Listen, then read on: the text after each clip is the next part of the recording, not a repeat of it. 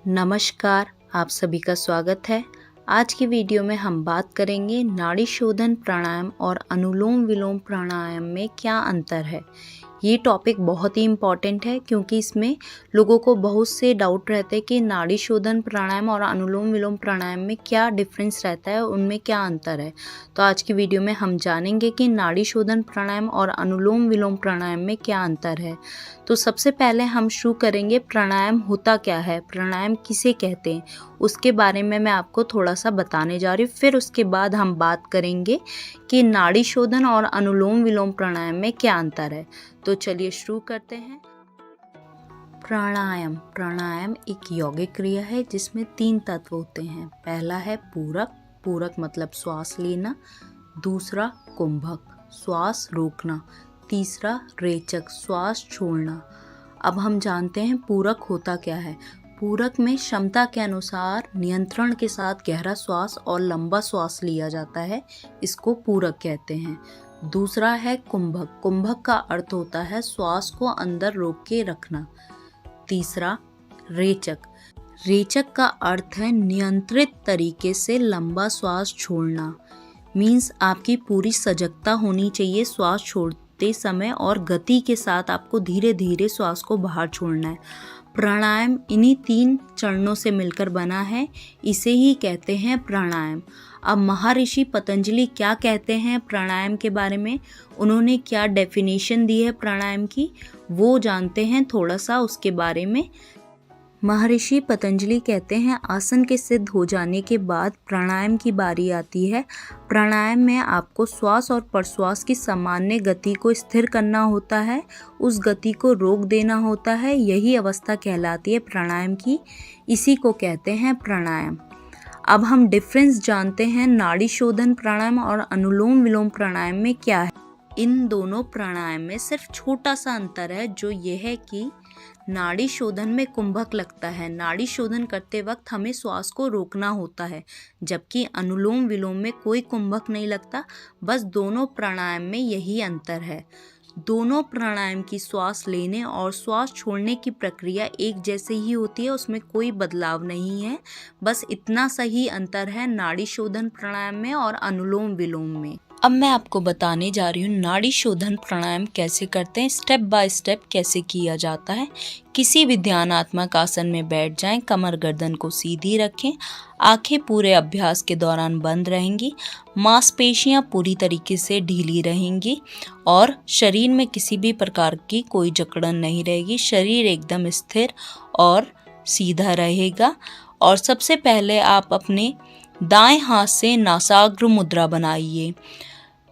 अंगूठे के बगल वाली पहली 2 उंगलियों को मोड़ लीजिए और अंगूठे को अपने दाएं नासारंध्र पर रख लीजिए।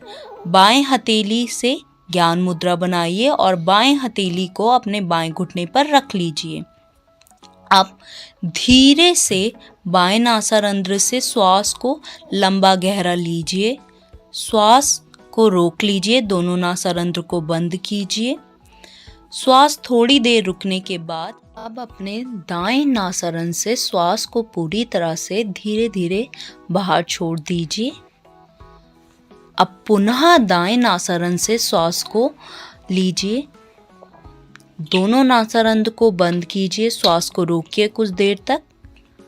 अब धीरे से बाएं नासारंध्र से श्वास को बाहर छोड़ दीजिए। मीन्स बाएं तरफ से पूरी श्वास को बाहर निकाल दीजिए। इस तरह से आपका एक चक्र पूरा हुआ नाड़ी शोधन प्राणायाम का। जहाँ से आपने नाड़ी शोधन प्राणायाम शुरू किया था वहीं से उसी को एंड करना है। बाएं से शुरू किया था तो बाएं से ही आपको उसको ख़त्म करना है। इस प्रकार से आपका नाड़ी शोधन प्राणायाम होता है। नाड़ी शोधन प्राणायाम का अभ्यास करते वक्त किसी भी प्रकार की आवाज़ नहीं आनी चाहिए। श्वास लेने श्वास छोड़ने की आवाज़ बिल्कुल भी नहीं आनी चाहिए।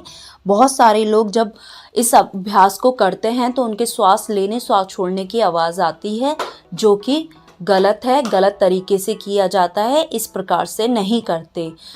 बिना आवाज़ किए हमें श्वास लेना है, श्वास छोड़ना है, इस तरह से अभ्यास को करना है। दूसरा है श्वास छोड़ने का समय श्वास लेने के समय से ज़्यादा होना चाहिए। हमें श्वास को ज़्यादा देर तक छोड़ना है श्वास लेने की अपेक्षा।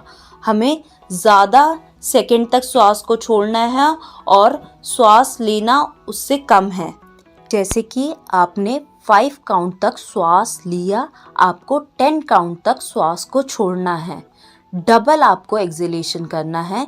इस तरह से आपको नाड़ी शोधन का अभ्यास करना है। अब हम आगे बढ़ते हैं। अनुलोम विलोम प्राणायाम किस तरह से किया जाता है। अनुलोम विलोम प्राणायाम में भी किसी भी ध्यानात्मक आसन में बैठ जाइए, कमर गर्दन सीधी रखिए, आंखें बंद रहेंगी और इसमें भी आपको दाएं हाथ से नासाग्र मुद्रा बनाना है, बाएं हाथ की हथेली से ज्ञान मुद्रा बनाना है, बाएं घुटने पर रख लीजिए अपने बाएं हाथ को। आप लंबी गहरी सांस लीजिए, श्वास छोड़िए, अपने आप को पूरी तरह से शांत कीजिए। अब अभ्यास को शुरू करेंगे। इसमें भी दाएं हाथ से नासाग्र मुद्रा बनाते हुए अपने दाएं हाथ के अंगूठे से दाएं नासारंध्र को बंद कर लीजिए। अब बाएं से धीरे से लंबा गहरा श्वास लीजिए। अब धीरे से दाएं से श्वास को बाहर छोड़ दीजिए। पुनः दाएं ओर से श्वास को लीजिए और धीरे से बाएं ओर श्वास को बाहर छोड़ दीजिए। इस तरह से अनुलोम विलोम का अभ्यास करना है। ये थी विधि कैसे आपको नाड़ी शोधन और अनुलोम विलोम प्राणायाम का अभ्यास करना है, किस तरह से इन दोनों प्राणायामों का अभ्यास किया जाता है। आशा करती हूँ कि आपको नाड़ी शोधन और अनुलोम विलोम प्राणायाम के डिफरेंसेस पता चल चुके हैं, दोनों में क्या अंतर है। अगर आपको कोई भी डाउट है तो आप कमेंट करके ज़रूर पूछिएगा, मैं उसका जवाब ज़रूर दूंगी। धन्यवाद।